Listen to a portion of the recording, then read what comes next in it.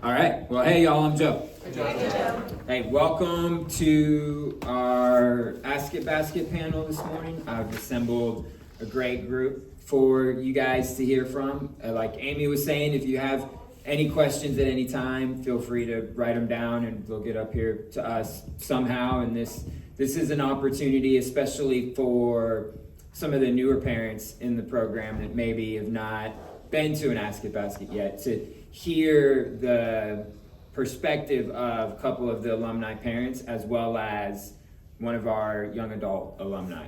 So everybody up here is an alumni of the Cornerstone program, and I'll let them tell you a little bit more about themselves, and I'll just share briefly about myself. So I think I pretty much know everybody in here, but I'm the counselor for the Westview, Sugarland, Pearland, Katy, some of Kingwood, Southside-ish group.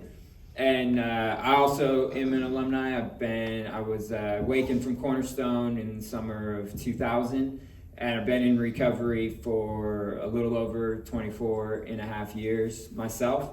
And I still work a recovery program today. I still have sponsor, go to meetings, work the steps, try to practice the principles in my life. And I've been working for Cornerstone since May of 2011. So I've been around a while, seen lots of different evolutions of this. And I'm really excited to be here with you guys. I love working with the parents. I love doing things like this and the educational piece and hearing so much strength, experience, and hope. And it like falls in line with one of my personal theories that if I get the parents, then I'm gonna get the kid.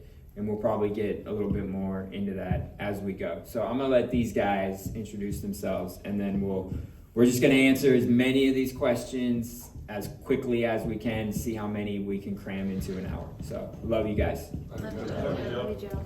Hey, I'm David. I have, we came into Cornerstone, our daughter brought us here in fall of 2017, and then we awakened in spring of 2021.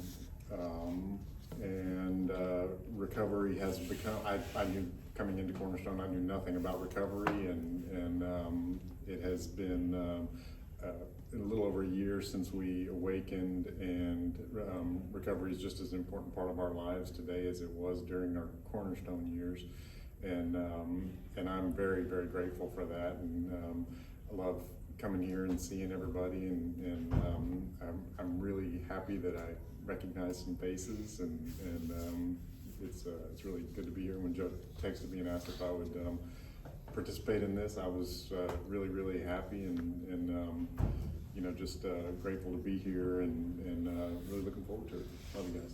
Awesome. Love you, man. Hi, I'm Jackie. Birthday girl. Yeah. Excited to be here on my birthday, and feel super grateful that I've actually made it here and I'm sitting here. So 3 years ago, I came into the program. My son brought us here, and I was a complete mess. Worked my steps, still work steps with my sponsor, still use Cornerstone shots at home. They're still up on the pantry. We work with our 3 other kids. My son is doing well now, and we have 3 other children. So I think my husband and I awakened just this year. And I'm just very excited to share and answer questions for you guys. Love you. Yeah, Mason. I got sober in March of 2019, and then joined Cornerstone like May or June 2019. And yeah, I awakened with Jackie in March of this year. Currently am a student at U of H, and have shifted into Cougars in Recovery, the collegiate recovery program at U of H. So yeah, I'm really grateful to be here. Thank you all. Love you. Amazing. Awesome. All right, and I had the privilege of actually working with all 3 of these dudes and watching them, their whole journey, and the privilege and honor of awakening them. So this is like a really special panel for me. All right, so let's dive right in, and I'm gonna send this one to you guys first, and then we'll hear from Mason, and I'll probably weigh in too. So, why and how should recovery be the number one priority in our family? Starting Okay. hot right out the gate. Yeah. When we came into the program, I wanted to save my son's life. That's what I wanted to do. It was all about him. I had no idea that I was going to be working on myself and that things would change for us, beginning with me. And that took a while to surrender to that. But number one priority, I followed the steps, the parent manual that I received. I made it a priority because no one else in my family or friends could really understand what we were going through. So I knew that Thanksgiving and all the holidays and all the things, life as I knew, would have to stop for a moment and maybe not forever. And obviously it has not been forever, things did change. But that I would have to make Cornerstone a priority because I wasn't going to be able to help my son if I didn't do that. So we stopped everything but Cornerstone. The vacation went away, everything went away. It was Cornerstone 100%, surrounded myself with parents, and that support group attended all the meetings. You have to make it a priority. If you don't, you're not gonna be able to learn or make it a focus. So, and life does eventually, hopefully, go back to normal somewhat, but for now, Cornerstone should be a priority to help with your crisis. Cool. So to kind of echo what Jackie said, when we came here, our family was kind of falling apart, and our daughter was on a trajectory. I can't say where it would have headed, but it's not where she is today. And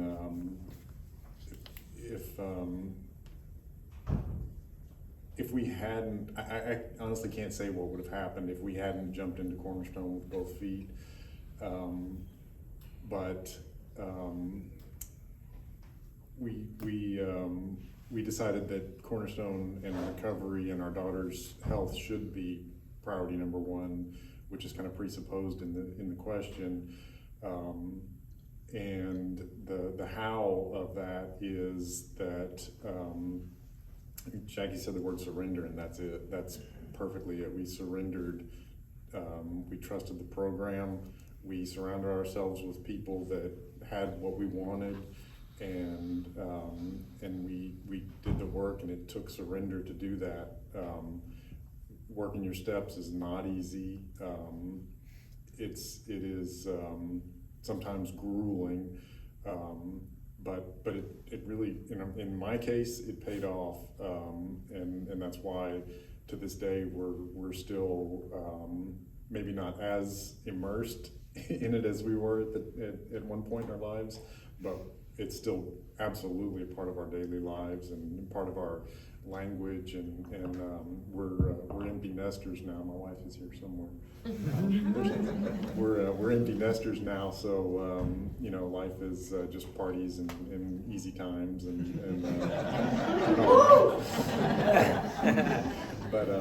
but yeah, it's still part of our daily language, part of our it shapes everything that we do, and I'm really grateful for it. And if we hadn't put in all that work at the beginning, we wouldn't be able to have those rewards today. Cool.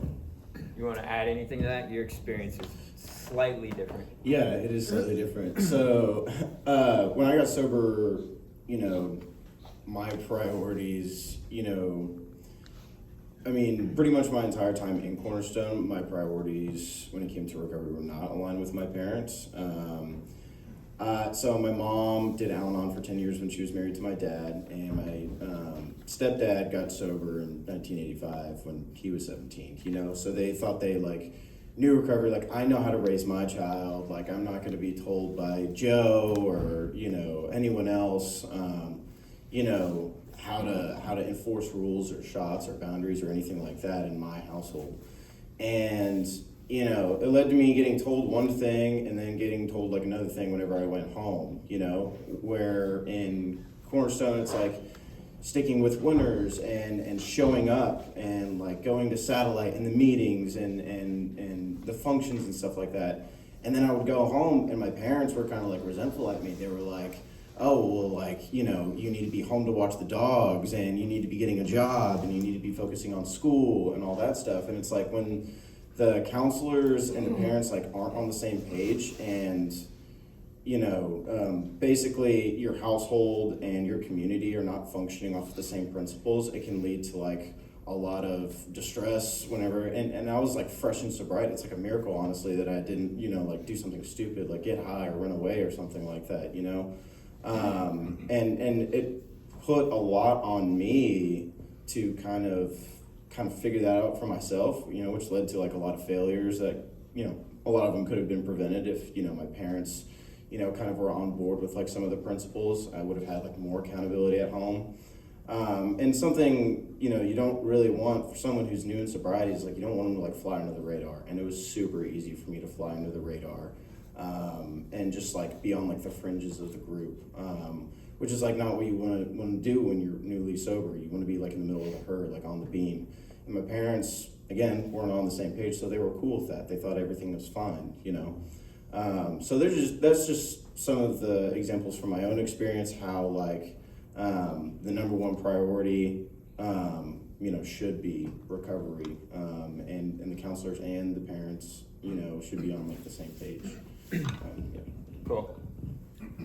Okay, so I'll just add kind of the clinical as well as like my personal perspective. And those are great answers.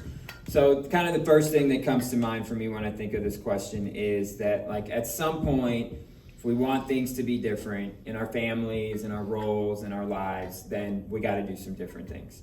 You know, nobody ever like shows up to Cornerstone or calls me on a winning streak. Everybody is in a place of distress, you know, not in a great spot. A lot of times have been to other places or tried other methods and it hasn't worked or been effective for whatever reason. So coming into recovery and putting all of our effort and energy on like the stabilization, you know, we're kind of like a triage unit.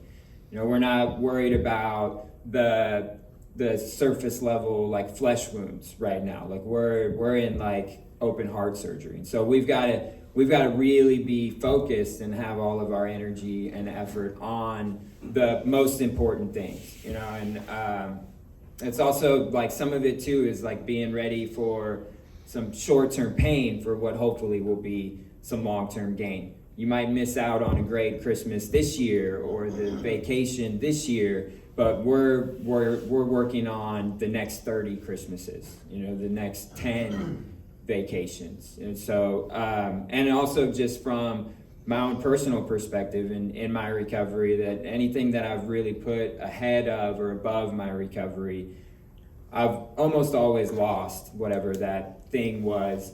And I was never really able to do that thing, whatever that may be, whether that was school or job or girl or whatever I was putting above my recovery, was never able to do that well. So when I'm focused on my recovery and I'm getting stabilized, then that enables me to do all of those other things. Because recovery is really designed to enable me to have a life, not necessarily to be my life. It just kind of ended up being my life, but I'm kind of the anomaly. So yeah, that's all I got. Okay, so number 2, what is your definition of codependency? How can I tell if I am helping or enabling my kid? This is a great question. So like my personal definition of codependency is kind of this idea of like, I'm okay if you're okay. That's kind of how I grew up. I was raised by a single mom, I have a younger sister. It's pretty much just the 3 of us growing up. So I was like the man of the house and had all these responsibilities that, you know, a child really should not have. But so I kind of fell into that mold that as long as they are okay, then I'll figure it out. You know, then I'm going to be okay. Which, as we know from our own practical experience, is not true. And your codependency is kind of contingent upon this agreement that I'm willing to work harder for you and your success and your happiness or your recovery than you are for yourself. And that's not love. That's actually kind of the opposite of love. That does enable people. It doesn't help them. And I'll also tell you before I pass it on to these guys that as far as like enabling, this is like a gut shot for a lot of parents that I've said this to, but it's true. A lot of people, like a lot of addicts or people that suffer from severe mental illness or substance abuse issues, they don't necessarily die because of the disease of addiction. When they die, it's because of the disease of enabling. Because the behavior can only continue to exist if there are forces enabling it.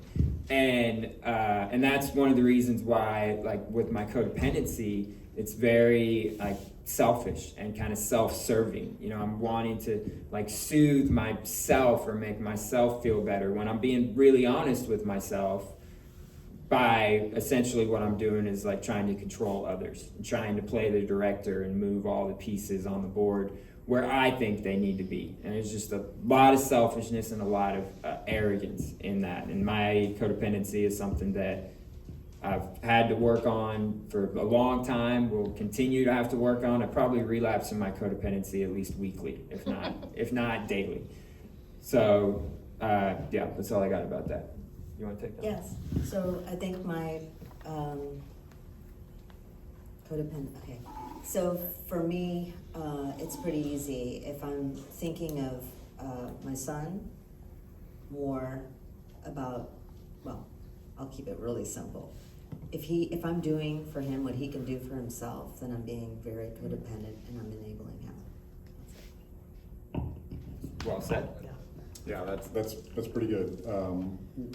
For me, I don't know if I have a definition of codependence, but what I look for in myself, what I'm constantly checking is my motivation, and that usually unlocks if I can honestly ask myself why I'm doing something or why I want something. If it seems to be getting into somebody else's bubble, then I start looking in. That's where I start looking for codependence. If it's something for my own betterment or for my own perspective, if I'm being me, then generally it's going to be okay. If not, then I need to dig into it more. And as far as how you can tell if you're enabling. To me, enabling is, in my experience, for me, my enabling is, another word for it is manipulation. I'm usually doing something to get something, and that is conditional love. And it leads to disappointment, it leads to resentment, and it strains the relationship. And for me, I had a lot of trouble early on recognizing those patterns because I didn't really understand them. And it was only through surrounding myself with people who had what I wanted and through working my steps, attending meetings regularly. It took my brain a tremendous amount of reinforcement to get to the point where I had the clarity to recognize, that's something that's coming naturally to me, but that's not necessarily what I need to be doing right now.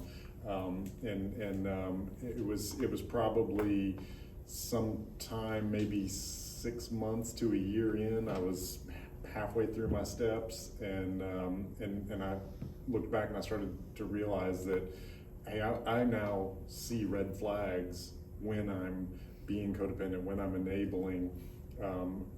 That clarity just kind of came to me naturally through working the program. So cool. I'm gonna pass this right back to you. So number 3, if you feel like your child is not buying into the program, what's the best way to handle that? Let it go, say something. Good question. Well, in this, believe it or not, this kind of relates to the previous question. The Cornerstone is for the kids, tremendously fun at some points. At other points, it is tremendously ugly.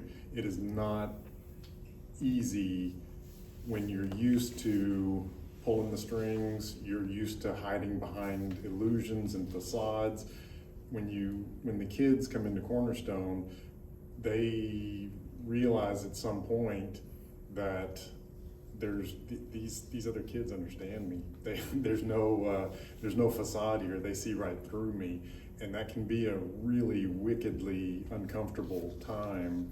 And even beyond that time, there are things that are just unpleasant to deal with, but need to be dealt with. And so our experience was the level of buying in came and went. There were times where, you know, our daughter was leading the charge and dragging us along, and there were times where it was the other way around. And so for me, I think the best approach to that is to commit yourself to the program and be consistent and let your child wax and wane. But you know, the shots are really, one of your shots should be working a program to my satisfaction, to the counselor's satisfaction. And if you have that shot, it's real simple. If they're not living up to their end of the agreement, you take the action that should be posted up on your refrigerator, and it keeps it really simple. And that consistency is kind of what anchors them. For our daughter, when she tried to bail out of the program, we just didn't have that. We just didn't give her that option. It was, okay, I'm sorry you feel that way. But you know, our consequence for not working a program was you can't live in the house. And so it's your choice. And she decided to work a program. And so that consistency really, I think that moment really changed our relationship. Yeah. Cool. Buying in. What if your child is not buying in? What do you do if your Yeah, child isn't buying in? so at the beginning of the program, Patrick was excited about being in it, and then it wore off, like David said. And you know, what do? You've got like this big teenager lying in his bed telling you to F off, and I'm not going and I'm not doing it. And so we had our shots, and we decided, and I'm just gonna give you an example, we just decided to have other teens. Joe sent some teens over to pick him up and get him out of the house, get him to a meeting. The weird thing is like the child gives you attitude, but when he's around his buddies, the other teens, like magic happens. It's like, I don't know what that is. It's a miracle. Attitude goes out the window. You know, they can see through him. They also know the demons he's fighting. So they get him out of the house, get him to a meeting, and part of our shots was, you know, or as you'll learn in the program, you may also need a higher level of care. You know, does he need help? Does he need to go to a psych hospital? What does he need? And the counselors are pretty good with helping you with that. And for our son, he needed to be out of the house. You know, my husband and I and his sisters were huge enablers, and he needed to be out of the house. So we sent him to a host family, and things started to move along. So you just use your shots, you hold your boundaries, and you talk to your sponsor, which is what I did, and my circle, my mom squad. And my husband had the same thing, same support system. So we were all able to make those really hard decisions and be on the same page to help them. So I would say you always up it. You don't allow, I mean, he's gonna do or she's gonna do whatever they wanna do, but you have a response, not a reaction. You're like, well, this is what's gonna happen. You're not gonna work your program, you're out of the house. you're in the garage, or whatever it is, there's something that you can do. There's always a solution. Cool. Anything to add to that as far as your own personal experience with being bought in? Yeah, one thing I am grateful for my experience is kind of the hands-offness. You know, they kind of they gave me my space. My parents gave me my space whenever I was, like getting sober. And I feel like if they were like constantly asking me like, oh, how's your day? What'd you do today? Blah, blah, blah. Like it would be really overwhelming to me, and it was already difficult enough, like interpreting like how I felt and articulating how I felt, So I think, when it comes to the question, it's like, do I need to say anything? It's just like, honestly, no, releasing that control and allowing, the group and the community to kind of work its magic is extraordinarily difficult, and it kind of comes from that belief. It's like, well, I know they can do a good job, but I can do it better, which is like insanity. You know what I mean? If you could do it better, then like your child probably wouldn't be in Cornerstone right now. You know what I mean? Sorry. Like, I don't know what to tell you, and it's, letting go of that control and just like trusting, that's honestly, I don't know, it affected my recovery a lot, but yeah. Cool. So I really like this phrase, buying in. When I'm bought into something, that means that I've got some understanding, some belief of whatever it is that I'm doing. And this kind of piggybacks off of what I was saying earlier about my philosophy of like, if I get the parents, I'm gonna get the kid. If I've got the parents and you guys are believing a little bit, you're on board, we're on the same page, we're developing a partnership, we're a united front with your kid, we're greatly reducing the chances of any of their manipulation or triangulation being effective on us, which they're gonna try. It's like their job. Their job is to do those things, is to try to manipulate, triangulate, all of those kinds of things. When it comes to the parents being bought in, you being bought in, and that actually being reflected in your actions, gives your kids a lot of confidence. That stuff is kind of contagious. When they see you guys going to meetings or attending climbers, or they see you off in a corner at coffee meeting with your sponsor or having one-on-one like that, they're always watching, they're paying attention to that kind of stuff, and that stuff registers with them. And if they see the bought in from y'all, it's easier for them to get on board and get bought in. Also, if you guys are bought in, then when your kid hits that wall, and I say when, not if, because I don't think there's ever been a kid I've ever worked with that hasn't hit that wall. It's like a normal part of recovery and like the healing journey, because the work isn't easy. It's simple, but it's not easy. But when your kid hits that wall, if you guys have been consistent in your message, in your tone, with your shots, and you just stay on message and you stay consistent, then that explosion or potential explosion will probably just be a puff of smoke. And it'll probably fizzle out and go away pretty quickly, because your kid will know that it's not going to work.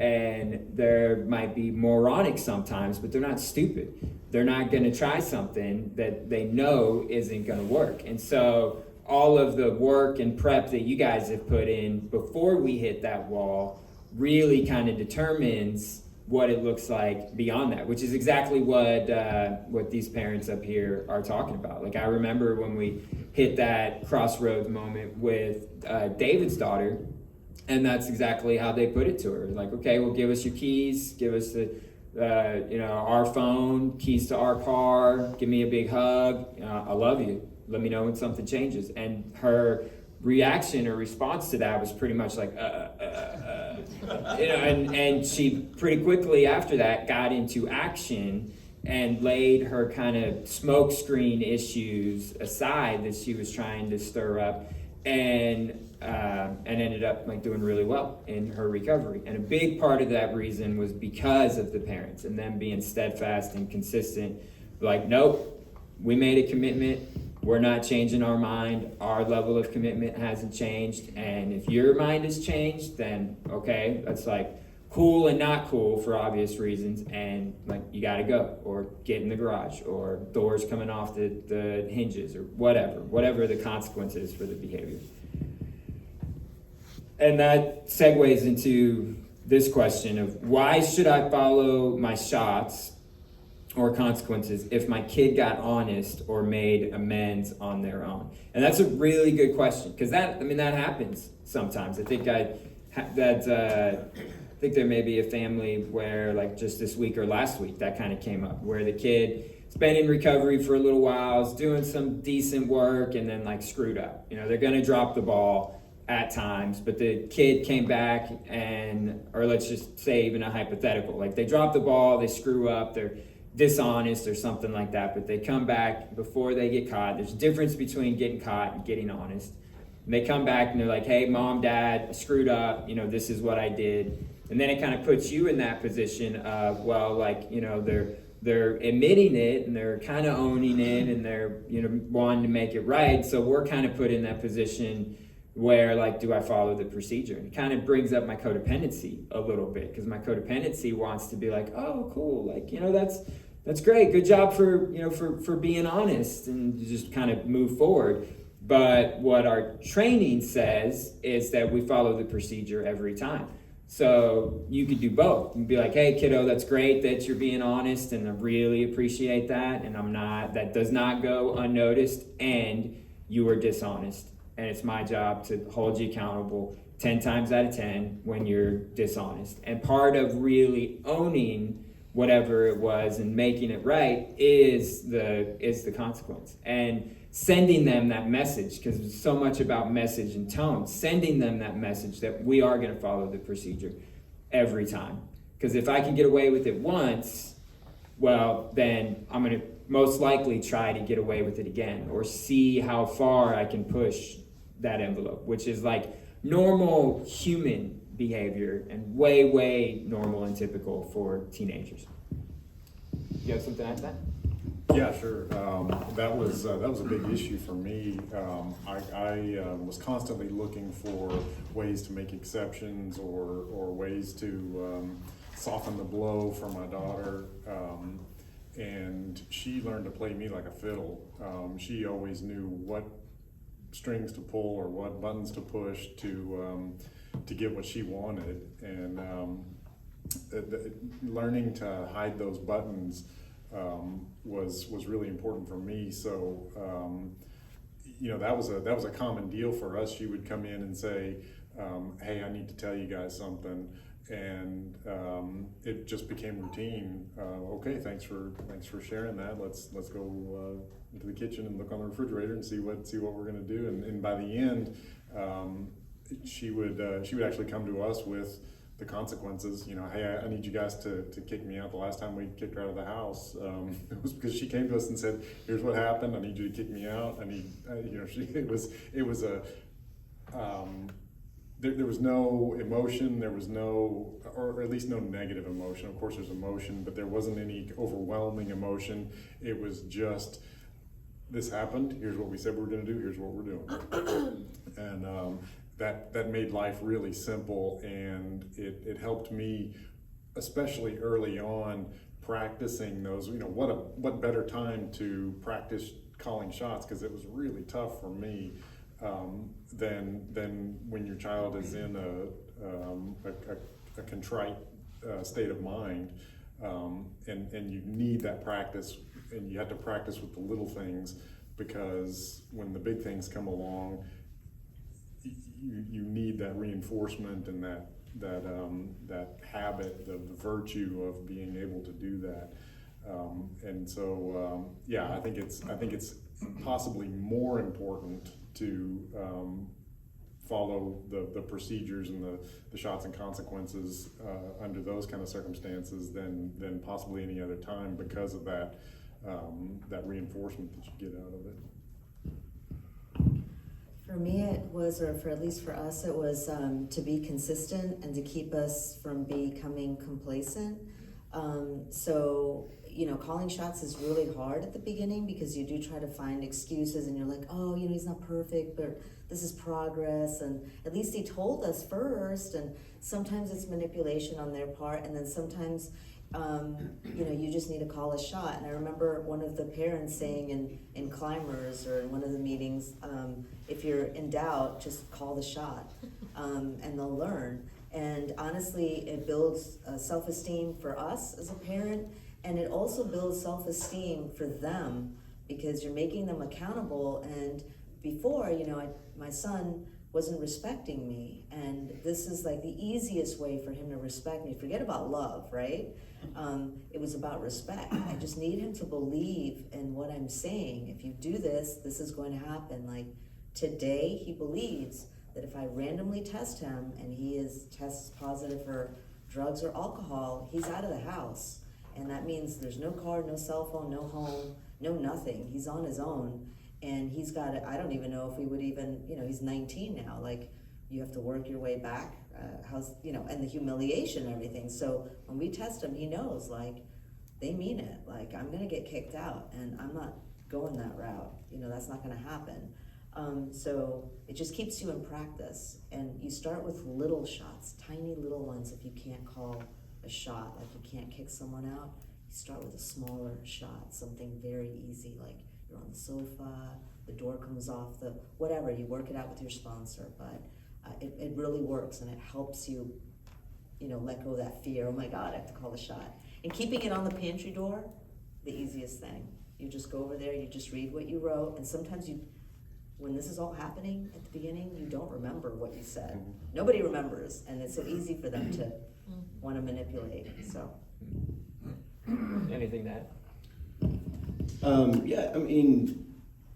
The only thing, it's like, okay, so what's the difference between like an apology and amends? You know what I mean? Like, how many times if you ever caught your kid getting high or doing something or being dishonest or whatever, how many times have they said like, oh my God, Mom, I'm so sorry, I'm never gonna do it again?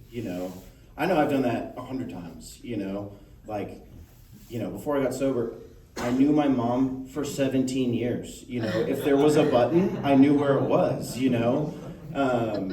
so it's like, yeah, if there's something that I can say, like I'm incredible, my default setting is like manipulation and deceit, and amends, amends means to fix, to alter, to correct the behavior. That involves action. You can't do it by reading a book, I wouldn't be able to work the steps just by reading the book, it involved action. And so to me, it's like shots and consequences are one and the same with amends, but yeah, that's all I got. Cool. Yeah, really good. What do I do when I'm being held emotionally hostage? So, kind of what I immediately think of is I can really only be held emotionally hostage if I'm allowing it. And this is part of like the rebuilding the parenting self-esteem of like taking the power back. Like this is my home. This is not your home. This is not your room. Like this is my home. One of the things that we talk about a lot in my climbers group, or that I talk about a lot with the parents that I work with, is this thing that I call jading, which stands for justify, argue, defend, or explain. You don't ever want to do that with your kid. If you catch yourself in the moment doing any of those things, justifying, arguing, defending, or explaining, you've already lost. Because you've signed up for a ticket on the crazy train and your kids got you because they're in their like master manipulative bag. And so the more that I'm able to recognize that and my awareness grows as I develop some of these new tools and some of these healthy habits, very similar to the kids, then the better on guard I can be against that. And I can choose to not jade, or I can remove myself from the situation, or have some of the dudes come pick up my kid to get them out of the house, or whatever. But at some point, if I'm taking care of myself and I'm working my program, you can only hold me emotionally hostage if I allow it. That would be a boundary of no, I'm not going to be held emotionally hostage. This is going to be my way or the highway. This is on my terms, and I don't really care how you feel about it. It's not my job as your parent to be liked by you. It's my job to steer you. It's my job to hold you accountable and really hold you responsible for your behavior. And if they are trying to hold you emotionally hostage, well, then that's dishonest and manipulative. So you've got, 2 bullets right there in your gun that can be fired immediately as far as like your shots and consequences. Anything to add to that? Yeah, sure. For me, empathy is a good trait, but it's like almost everything. It needs to be kept in balance, and that was a lot of my undoing pre-recovery was syncing myself to my daughter's emotions and or the emotions that she portrayed, which she learned to portray whatever emotions got her what she wanted.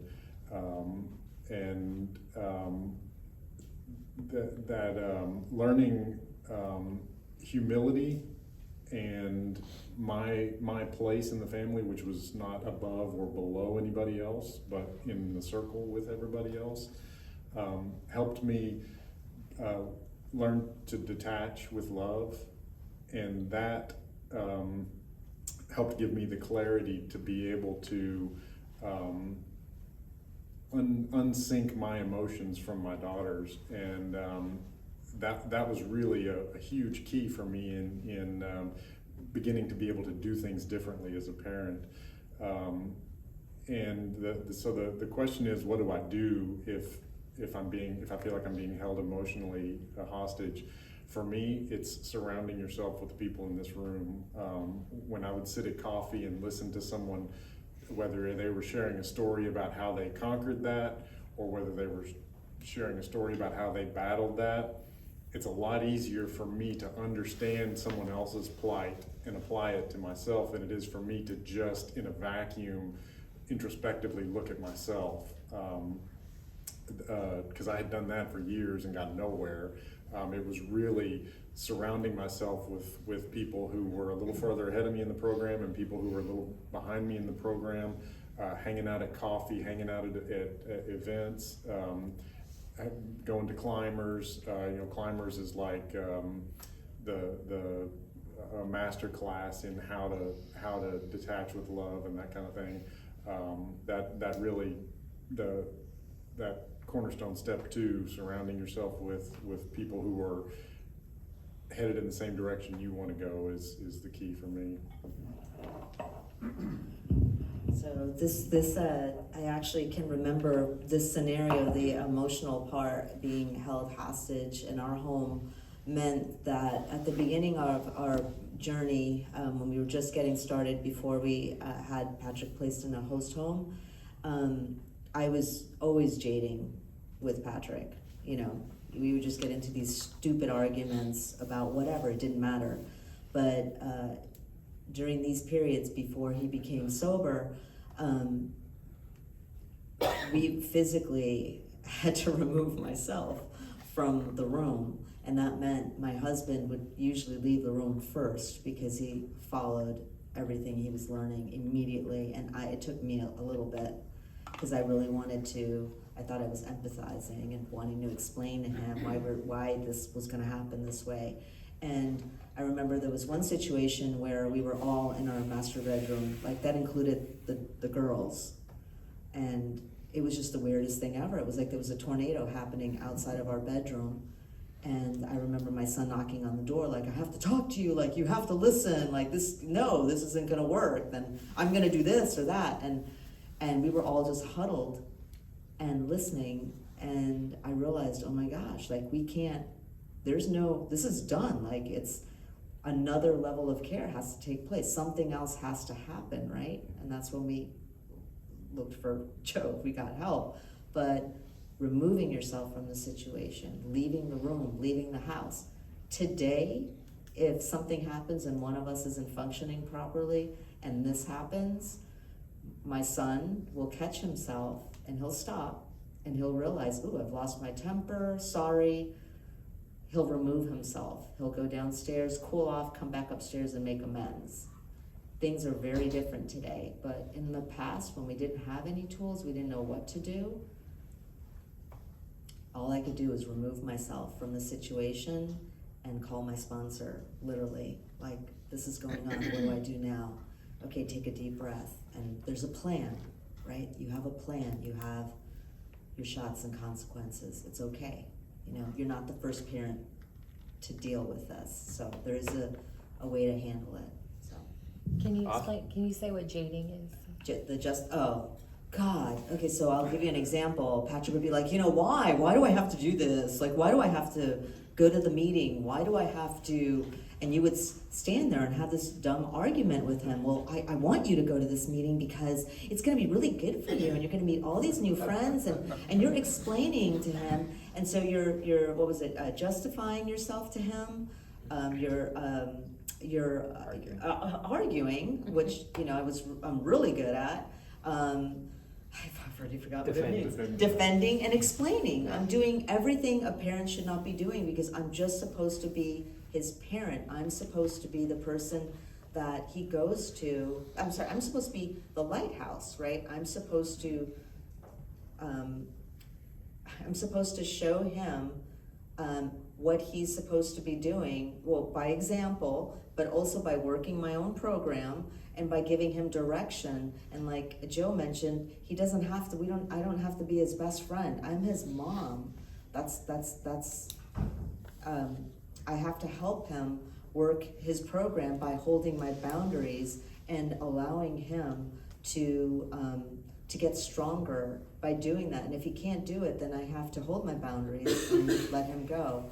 But the jading was something that I was doing the whole time, but I didn't even know what it was. It just comes natural. It just comes natural for me to do it, and I was the weaker link. So I was doing it, and it was like a hurricane. It's the worst thing ever, and all your decisions that you're making while you're being held emotionally hostage these are decisions that are made out of fear, and they're not good.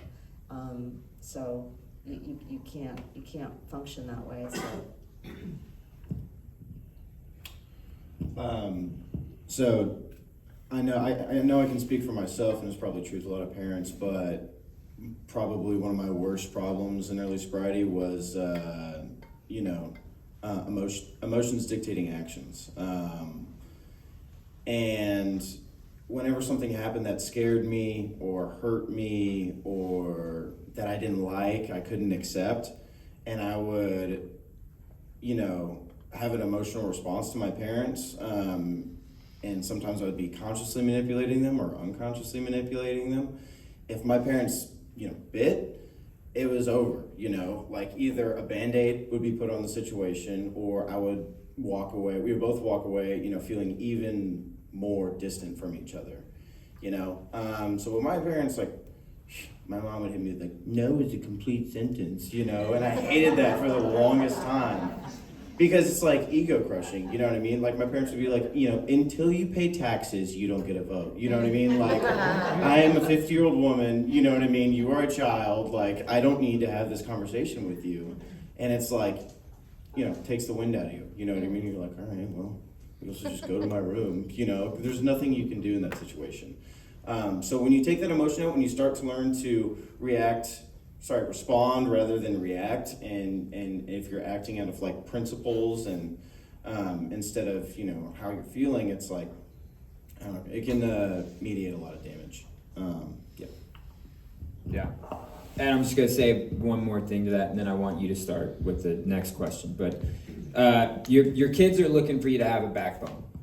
Like that's part of the parenting self-esteem and work in our own programs. Like your kids are looking for you to have a backbone. They're wanting to be led, but they need to have something to follow. They generally look to their parents first to be led, and they got to learn how to hear the word no.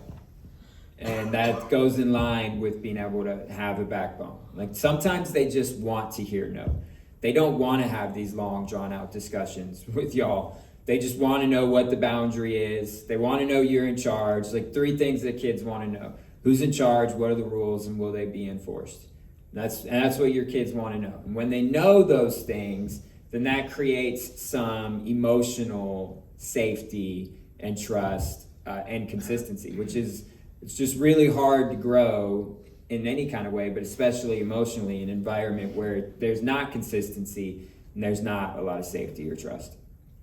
So what is the benefit of things like yoga, Riders in Recovery, 40 days, TEP, softball, etc.? Mason, I want you to start with that one. So I spent a large portion of my time in Cornerstone, probably the first 18 months, kind of, like I was talking, like on the fringes, you know what I mean? Like I would go to Satellite most days, unless I was working, and I would go to the meetings and, the functions, and that was like pretty much it. And eventually, like, I kind of hit a wall. It's like after a year and a half, it's like, okay, I know how to stay sober. You know what I mean? Like, I know how to like not get high. I know how to not drink. But it's like, nothing was hard. You know what I mean? Like having one-on-ones is like, it's not difficult for me anymore. Like I wasn't being challenged. I wasn't being pushed to grow in any real meaningful way. And in April of last year, I got kicked out of my parents' house. And I was living, with the Howards, who, many of y'all know, and it gave me the opportunity and kind of like a lot of motive just to like, just be in the middle, because it was a super emotional time for me. Like I needed support, and, I hit a wall, and I was like, all right, I'm just going to do what I'm told by my sponsor, I'm just going to like, start being like teachable again, coachable, and I'm just going to be in the middle as possible. I'm just going to get to work. Started doing yoga, started doing the bike rides. I actually started doing softball after the awakening. And it's like, one, like the opposite of addiction is connection, when I am surrounded by people who I feel very safe with, who have experienced like a lot of the same trauma as me, have the same disease as me, I'm not thinking about myself all the time. That's the root of, my problem, right? It's just like I'm so selfish and self-centered, and when I have like, opportunities to be involved in a community, I'm not thinking about myself so much. Also like, physical health, there's a chemical release, I feel good about myself. I've never walked out of a yoga class and been like, man, I wish I hadn't done that, like I've been like lightheaded and I've had to throw up, or like really dehydrated, I've walked away from like bike rides with like injuries and stuff like that, but I've never, even when I've gotten injured, I'm like, man, I shouldn't have done that, you know what I mean? Like I always feel refreshed, I feel more awake, more alert. That's because like my body needs to be active,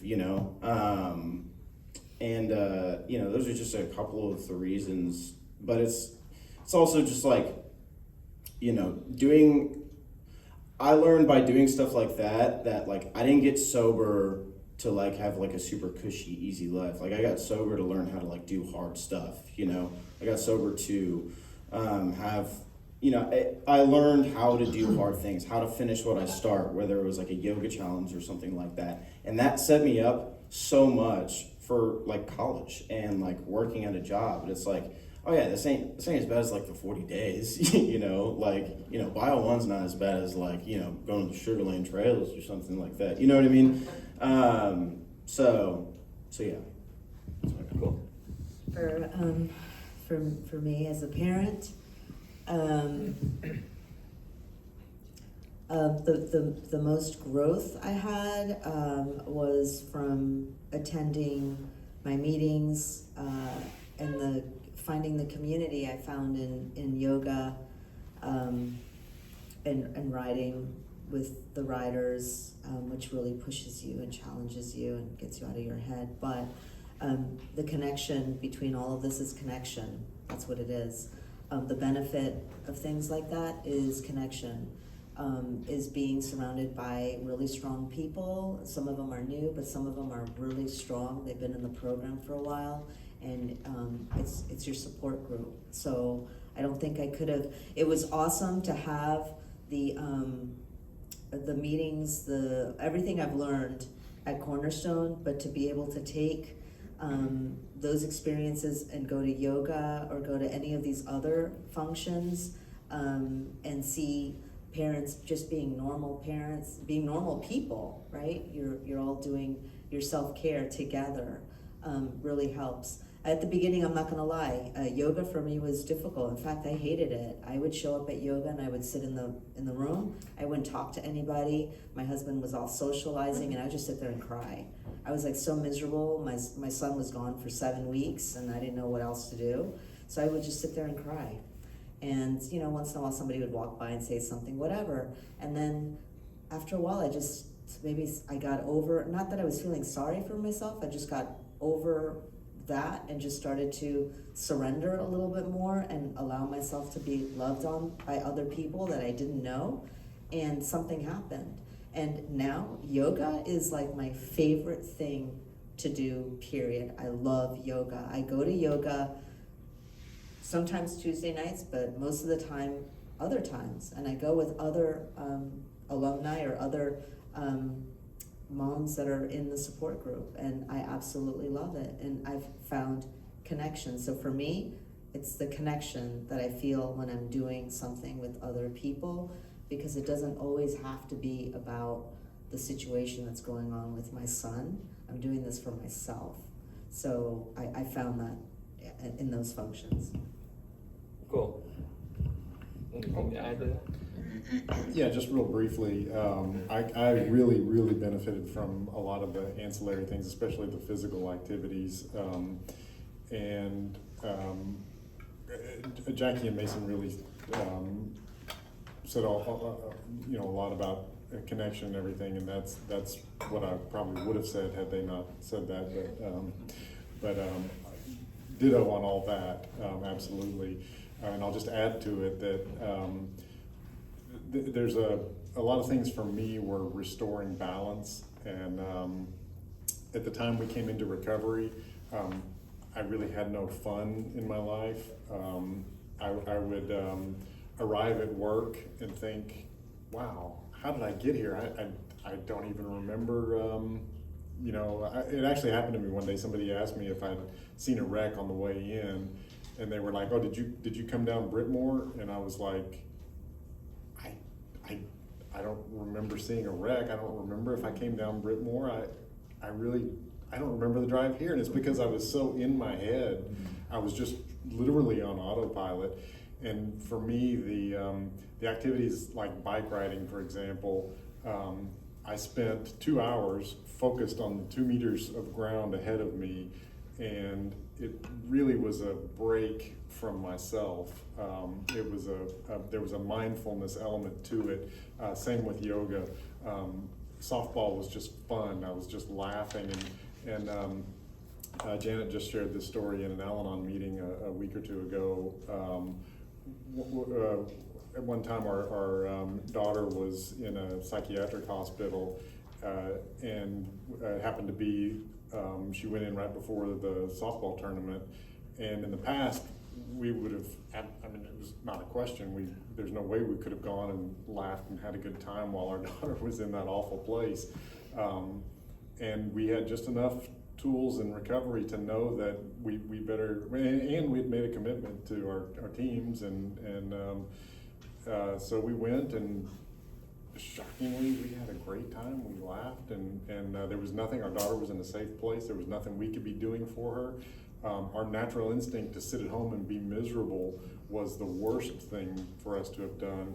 Going to that softball tournament, having a ball, being connected with the other people there, getting the love and support from our community was absolutely 100% what we needed. So I would say those are super important aspects of the program, and if you haven't benefited from them, give it a try, because it really is a good supplement, and it balances out some of the hard work and some of the uncomfortableness and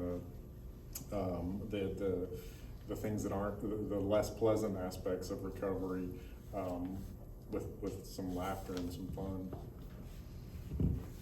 Yeah, totally.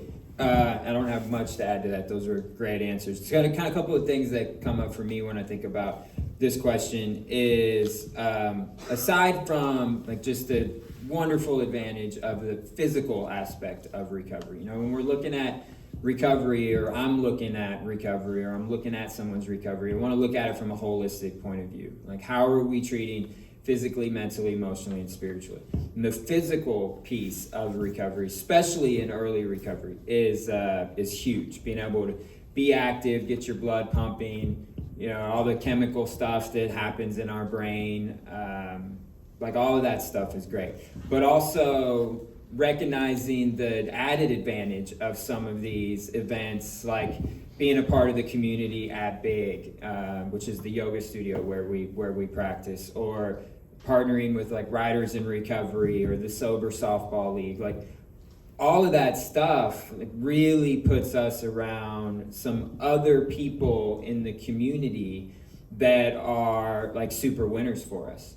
You know, so we don't stay in this like fishbowl where like all your kids are like always going to all the same meetings and hearing the same thing from the same people, you know, over and over again. But they're like, in a very real way and in a healthy way, expanding their horizons and getting outside of their comfort zone and being pushed and being squeezed a little bit. And things like the bike ride, or getting up, you know, early on a Sunday morning to come play softball, or doing things like 40 days or the yoga challenges. Like, those things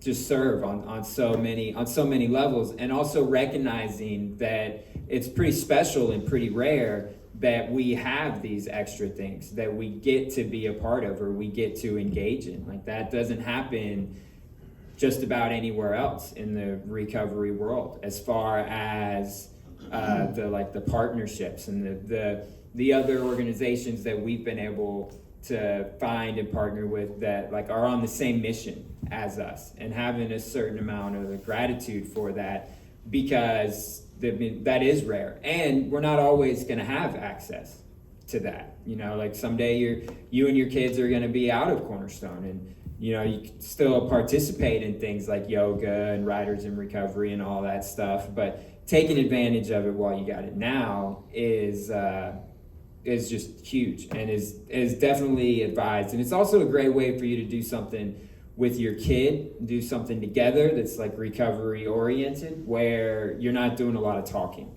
but you're able to like be there and be with your kid and like reap all those benefits.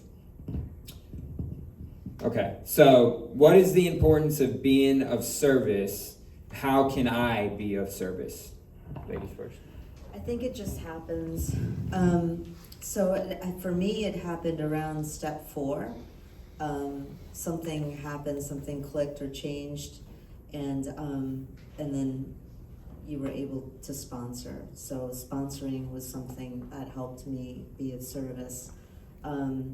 Also, other opportunities like being on parent committee and hosting were really important. So we had other teens stay with us, and that helped us grow. So it's kind of like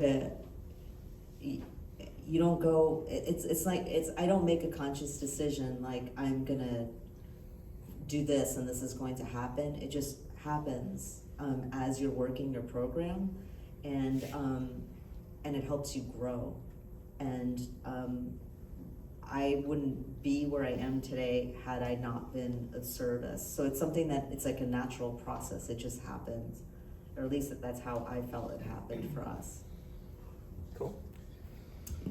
So yeah, I mean, I said it earlier, but like the root of the problem is like selfishness and self-centeredness, right? And the 12th step, the last step, is, you know, having had a spiritual awakening as the result of these steps, we help someone else, you know. And how I sponsor dudes, it's like, that is your goal. That is your target, is to have spiritual awakening and to help other people. And because as soon as everything stops being about me, you know, that's when I can actually like be a part of life again, you know. There's this a speaker, he has a speaker tape on Spotify, his name's Chris Raymer. He's like super fire and brimstone, you know, sounds like a Southern Baptist preacher, and he says stuff like, you know, I refuse to sit on the sidelines while you continue to kill yourself, you know. And it's like, who am I, a recovered person, to go to a meeting, hear like a burning desire or someone who is like desperate for help, and then after the meeting, just ignore the guy, last in, first out, or the guy's like alone by himself, like just waiting for someone to throw him like a lifeline. It's like, the community and like my higher power and my parents, they have given me like amazing tools to help myself. But again, the problem is selfishness. It's like, I'm being pretty selfish if I'm not like sharing that with someone else, like I give it away to keep it. I help other people so that I can live the life that I live today. And also it's just like, and I know, everyone who's sponsored for any, measurable length of time, it's like the good part is seeing, sponsees like have some sort of like spiritual awakening. Like seeing the lights come on in someone that you're helping is an experience like no other, my guys, like just like seeing those guys recover and help and, try and like, rebuild their families and be full of life again, when I remember, when they were just getting out of treatment and they like wanted to kill themselves or they wanted to get high, they had no self-esteem. It is an amazing experience and like so, humbling to play a part in that, and it gives me a sense of gratitude. So that's all I got. Anything to add to that? Just very briefly, one of the things that and this probably isn't very flattering, but coming into recovery, I saw myself as a very unselfish, altruistic person and was always willing to pitch in and help out and be a leader and all those kinds of things.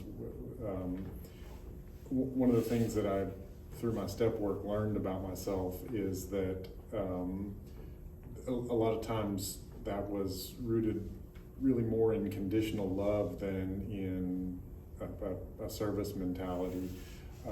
So for me, the importance of service is learning to connect the benefits that I get from it, from doing it, and it's okay to be of service for the benefits that I get out of it. So like when I'm a sponsor, I'm 100% sure I get more out of sponsoring than I get than my sponsees get, and that's okay. I deserve that, and I'm worthy of that, and hopefully I can teach a sponsee to develop that same relationship with their sponsees, and so for me, I guess the importance of service was really learning maybe a little more realistic picture of my role in a community, and this community is a great place to experiment and practice with relationships, and it's a very unjudging and forgiving community, and that for me helped life at work, life at home, life with family outside of recovery. Cool. So there's something to be said for those that like give the most, get the most. And so as far as the importance of service, it's kind of difficult to overstate the importance of service. Like then there's so many different ways to serve. And the second part of this question is, how can I be of service? Well, be of service by, sharing in meetings, being of service by bringing donuts for the meeting, by sponsoring, hosting events, girls' night, guys' night, functions, hosting kids in your home. There's like, the list goes on and on and on. There's so many ways to be of service, and the kind of historically, and these guys are a really great example of that. The parents that I don't want to say have done well or done the best in the program. I don't want to like quantify it in that way, but for lack of a better way to put it, are the ones that have engaged on multiple levels and have like multiple tethers by choice to their program, whether that's being on committee, sponsoring other parents, hosting events, like all of those things. the more of those tethers that I have, then the greater accountability I'm gonna have in my life. And if I've got some accountability, then that's gonna increase my follow through, which is gonna lead to me probably working a little harder, which is gonna lead to me growing. And experiencing that growth makes me want all those things that much more, because that kind of stuff like really fills that hole in my heart that I spent so long before trying to fill. So I mean, there's so many ways to be of service. You guys just being here this morning to be a part of this meeting is you showing up and being of service to the mom and dad next to you, maybe without even realizing it. Okay, this will probably be our last one. I'm gonna have you two answer this one real quick. When does it make sense to include siblings or the rest of the family in Cornerstone? For us, it made sense to do that immediately because our youngest, let's see, Patrick was 16 at the time. Our youngest was 6. And then we had 2 in between. So 2 other teenagers that were younger than Patrick. And they're all girls, and we also homeschooled. So talk about, sheltering, and they had no idea that any of this was going on with Patrick. They were pretty shocked. Involving them from the beginning, it also happened naturally because everything we were learning in recovery, we started implementing at home. And it began with just conversations with the younger ones to let them know that Patrick had a disease, and that we still love Patrick, and we could be angry with addiction. It began with when he finally came home and we sent him to sundown, and the younger ones had to write letters. So we just gave them some, small instruction, like the letters directed to addiction. So we made sure to try to share with them as much as we could, because they could see the pain and they were all suffering. They could see mom and dad, something big was going on, and Patrick is gone. Someone is gone. It's like he's disappeared off the planet. He has no connection with them. And so we had to explain things to them on their level. We also allowed them, we weren't going to overexpose them. Like, I'm not going to bring them to put my teenage daughter in a Saturday meeting and she can hear all the craziness that goes on there. But we did bring them to some functions, some talent show, and some of the functions, some of the, if you were going to the beach, whatever all the other functions were like other teens and family members were going to go. We took them and we allowed them to be around games, whatever it was. And they had fun watching. Even when Patrick wasn't around, we took them. And they grew to understand what we were learning, what we were trying to do. So it was very natural for them. And then the shots and consequences, we also used them. So it was like we had shots and consequences would be like for Patrick and Cornerstone boys, or it would be Cornerstone boys, girls, and Cornerstone girls. So same rules would apply, and we would have like different levels of shots and consequences for our younger girls, children, and for any other teens that were coming and staying with us or just being in our home. So it was very natural for us. We didn't shelter them and we didn't exclude them because that would be impossible. It's like you're singling one person out and ignoring that everything you're learning with Cornerstone might benefit someone else in your family, and it usually does, so hopefully that answers. Yeah. Yeah, that was really well said. And for us, there's a lot of different ways you can include the siblings in Cornerstone, and it's not just putting them in. It didn't make sense for our older daughter to be put into. She didn't need OP, or she didn't really need the Cornerstone, but we did restructure our family in a way, and the rules were different for my older daughter, but the shots really still apply. The shots are more about, they're much more fundamental than you have to be home at 10 p.m. The shots are much more at least our shots were more along the lines of, you have to be honest. Well, that applies to a 17-year-old, that applies to a 24-year-old, that applies to anybody in the family or in the household. And so we kept our shots fundamental enough that they applied to both girls. And I would also say that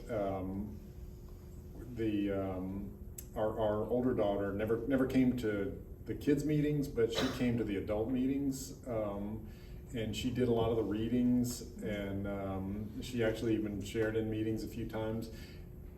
That really helped her develop a little more understanding and compassion towards her sister, because up until then their relationship was very, very strained, because everything that my younger daughter was doing was just a burden and a hassle, and it just made my older daughter's life less manageable. And so it helped her develop a little more understanding and compassion. She read the 4 Agreements, which everybody should read. When our older daughter went off to college, she used to text us and say, "Hey, somebody lay some Cornerstone wisdom on me. I'm facing this situation and need some tools." And so just being part of the language and part of the flow of it was very helpful for her. And the two of them have without our interference, have begun to develop a relationship, which was kind of surprising to us. We didn't even know it until recently. And I think a large part of that is from our older daughter participating in some of the adult meetings and coming to a few of the functions and getting a feel for, this isn't just my little sister being a brat.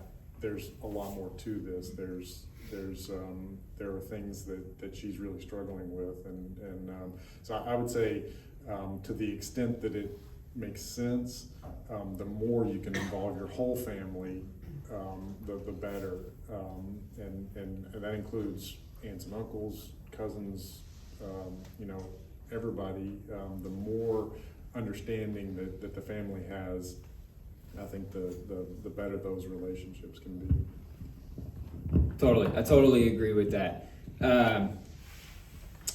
There's just one other thing I was going to add to that, but I kind of just lost my train of thought. But it may come back to me. But one of the other things that I was thinking about is a lot of time. Oh, I remembered it. So it's situationally based, based on the child's age, maturity, level of appropriateness. Like, that's going to change depending on who we're talking about. But a lot of times in our family systems, there's been so much energy and effort and time put on whether the child that's dealing with the substance abuse or mental illness or whatever, that the other children, especially if they're younger, can kind of fall into this like lost child category. And so on whatever level, you can get the entire family engaged in the recovery process, rather that's seeing one of the clinicians, or like doing individual sessions with them, or coming to the bigger functions like the awakenings, the dances, the talent shows, things like that. On some level, some of that stuff will make sense. It'll change from family to family of what makes sense. But it's a good thing to think about, like, how can we get the whole family involved? Because everybody plays a part in where we are now, and everybody is hurting and needs to experience some healing. Your kid with the problem is like the bull in the china cabinet, but your other kids are the china. Like, they end up being beaten and bruised and battered, and they need some love and some healing too. So it's a really good question.